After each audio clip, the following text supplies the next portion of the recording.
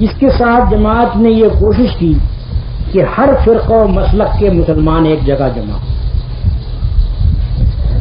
ظاہر بات ہے کہ اصل اسلام کس چیز کا نام ہے؟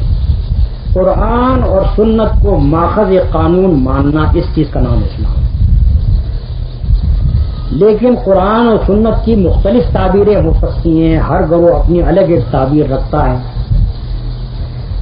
اگر ہم اپنے اندر یہ رواداری پیدا نہیں کریں گے کہ جس تعبیر کو ہم صحیح سمجھتے ہیں اس کے اوپر ہم عمل کریں، لیکن دوسرا جو کسی دوسری تعبیر کو مانتا ہے اس کے اوپر اپنی تعبیر کو زبردستی نہ ٹھوسیں بلکہ خود عمل کریں اس پر، اور دوسرا شخص جس تعبیر کے اوپر عمل کرنا چاہتا ہے وہ اس پر عمل کرے، لیکن اس سے مختلف تعبیر رکھنے والے سے جھگڑے اور بحث مت نہ کرے، اور آپس میں دونوں اس بات پر اتفاق کرے کہ ہمیں وہ نظام قائم کرنا ہے جس کی بنیاد قرآن و سنت کی تعلیمات ہے۔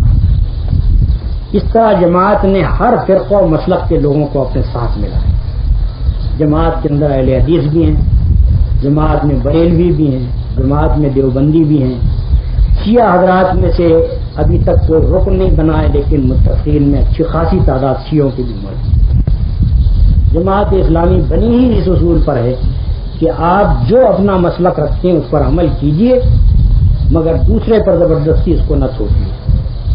جس عمل کو آپ صحیح نہیں سمجھتے اس کو نہ کیجئے، لیکن اس بات کا مطالبہ بھی نہ کیجئے کہ دوسرا بھی اس کو صحیح نہ سمجھے اور اس کو چھوڑ دیں، اور اس کے بعد مل کر سب کے سب اسلامی نظام کو قائم کرنے کی کوشش کریں۔